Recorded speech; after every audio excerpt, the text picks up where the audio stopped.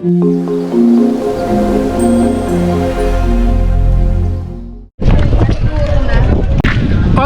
guys, so nandito ako ngayon sa may San Andres Port dito sa may Quezon. And papunta ako ngayon sa Burias Island sa may Masbate, no? Actually second time ko na dito guys. Last time na nakapunta ako dito was 2018 pa, so 5 years ago pa, no? Summer din, halos same time lang din, ano, April of 2018. So actually tinapat ko talaga ng ganito kasi ito lang yung time na para makapagbakasyon kasi nga yung dahil sa trabaho, no? And medyo may konting restriction na ngayon sa oras. So ayan guys, no, bali actually tapos na kaming mag breakfast. Pasakay na kami actually ng bangka. Kukunin na lang namin yung gamit namin papunta ng bangka.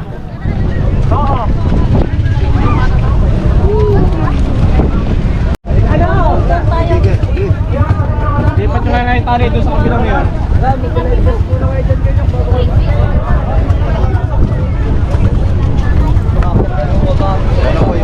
Yung bangka, buti laki.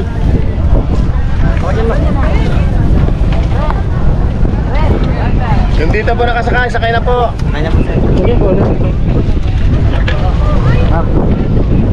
Saan yan? Dito po kayo? Dito, 24 lata. Saan yung gamit? Nandun na po lahat. Yung nasa plastic po? Oo, nandun na po.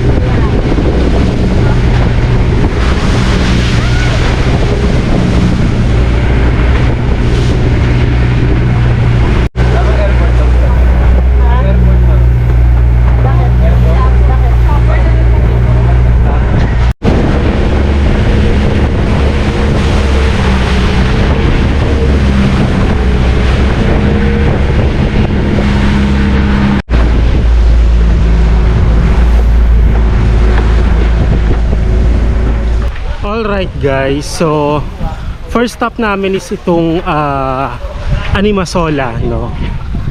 So actually dito sa Animasola guys, ang maganda lang dito is yung kanyang rock formation. Yung mga rock formations na yan. Pero maganda din naman tignan tong island pag tinignan mo talaga siya sa yung aerial view niya, no? But malinaw yung tubig, pero yung buhangin niya guys is hindi siya pino and coral sand. So last time na nakapunta ako dito noon, muntik pa kaming hindi makapunta kasi nga parang naging private tong island na to. And parang pinagbawal yung sobrang influx ng tourists during that time. But ngayon guys, so ito naman na marami ng mga nakakapunta dito, no? And nag-open na uli sila after ng pandemic. And kung titignan mo ngayon, napakadami na ring tourists ulit guys. Alright guys, so ayan, pupuntahan natin yung kanilang napaka-iconic na rock formation dito guys, no? Meron sila dito yung dati inakit pa namin tong bato na to. Ito yung most photograph spot, no, dito sa place na to. Ito yung parang most photograph spot nila. So actually marami na rin tao. So check natin kung mapupuntahan natin. Pero parang wala pumupunta eh. And then siguro dahil nga medyo limited yung time guys. Yung ba siguro hindi na sinadya. And medyo maalon. Kung titignan mo siya, medyo maalon siya guys.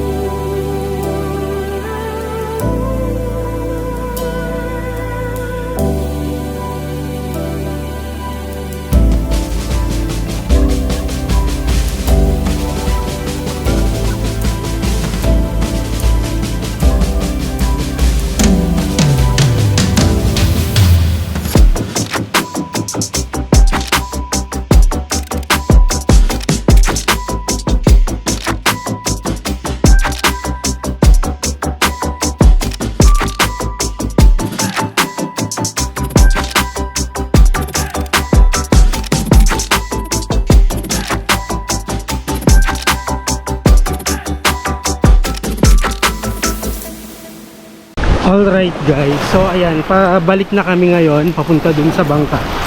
Actually 30 minutes lang kasi yung inalat nilang oras sa amin dito. So wala kaming masyadong maraming oras, no. So we don't have the luxury of time para ma-enjoy talaga tong place na to. Kasi medyo tanghali na kami dumating and meron pa kami ibang island sa pupuntahan.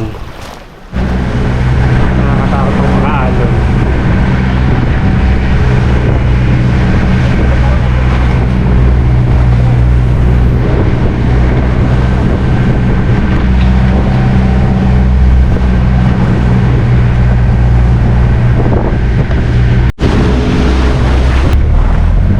Yan nga guys, pinagsuot na kami ng life vest dahil sobra pong maalon.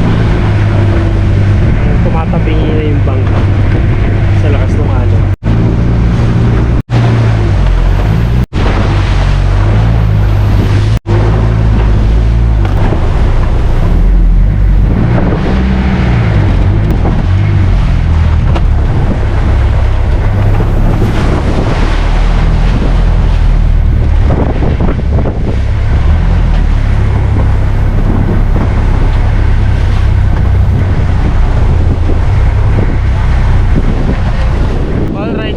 So nandito na kami ngayon sa may Inalisayan Island.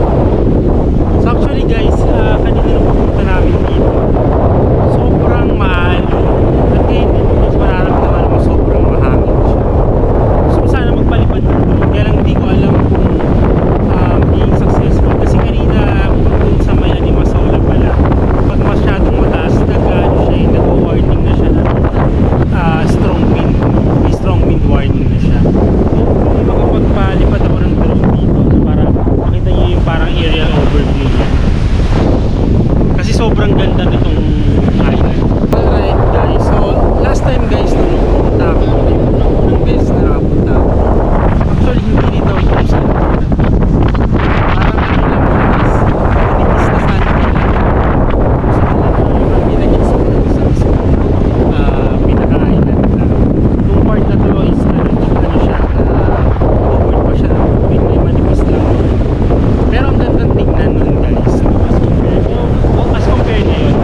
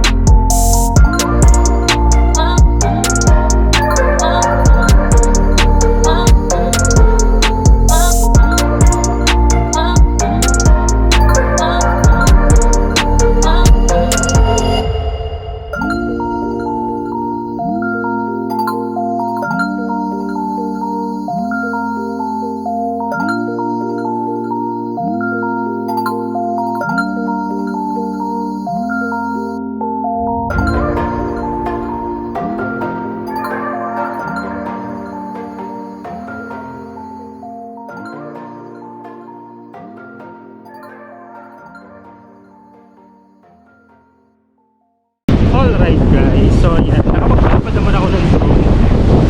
Yun nga lang guys, parang hindi ko madala sa pinakatuktok. Tsaka hindi ko siya, kasi nga nag-ano na siya, nag-strong wind ano na siya, warning na. Kung titignan mo guys, so, sobrang maalon.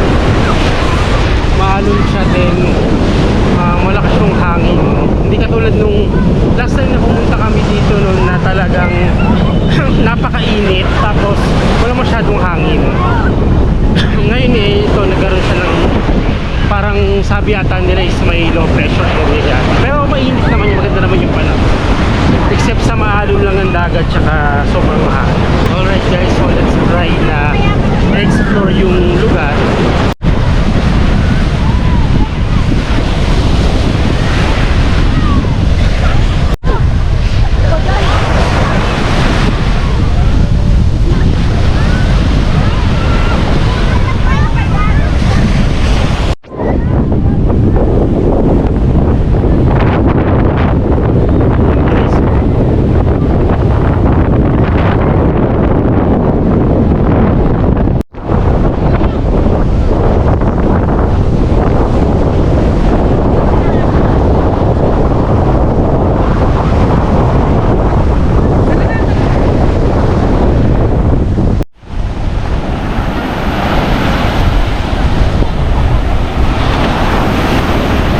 Sarap sanang maligo guys, kaya nga lang yun sobrang lakas lang ng alon, kaya lang baka mamaya tangayin kami. Well, siguro doon na lang ako sa next stop namin sa may Sombrero Island. Total doon naman talaga kami magpipitch ng tent mamaya. So try natin guys kung may tindahan dito kasi medyo nakakauhaw lang. Yan guys, merong nagtitinda ng halo-halo. Kalbo, magkano ito?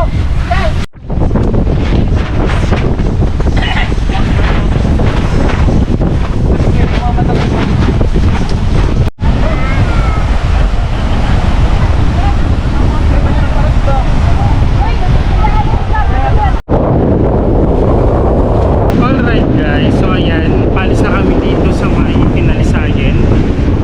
Then pupunta na kami dun sa next stop namin, which is yung Sombrero Island, kung saan dun kami mag-pitch ng tent namin and dun kami magpipito. See you guys later.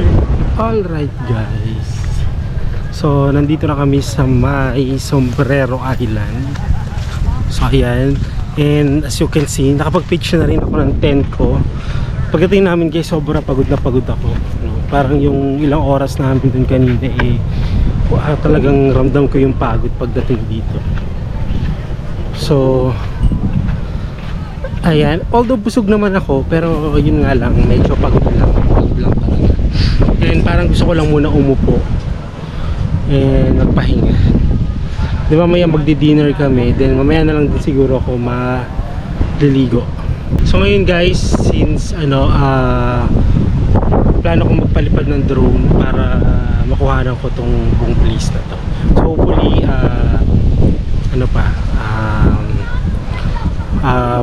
umubra pa yung battery niyan. Okay, so let's try na enjoy na yung beach guys. Actually it's 5:30 in the afternoon. Yung kung papansin nyo yung langit, medyo parang dumidilim na. And kasi by tomorrow, tingin ko maaga kaming mag-start ng island hopping namin. So might as well enjoy na natin tong beach ngayon para bukas hindi tayo kulangin sa oras. By the way guys, dito sa Burias or dito sa particularly dito sa Sombrero Island, kung titignan mo yung buhangin niya, hindi siya ganoon kapino, no? Although white sand siya, and ang daming mga parang basag na coral. So ito coral sand. Ito yung tinatawag na coral sand. Hindi siya kasi yung kasing pino nung katulad ng sa Boracay guys. And dito sa Sombrero Island, merong mga part dito na hindi mo malilikuan. And hindi ko alam guys, so sabi yata nila merong low pressure area kaya ganito. Sobrang hangin pa rin, tsaka ang alon. Although sa part na to guys, titignan mo yung part dito. Ito, may konting pinong buhangin dito guys.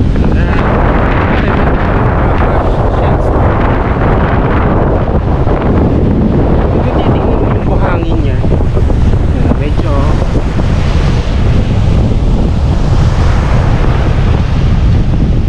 medyo pino na siya.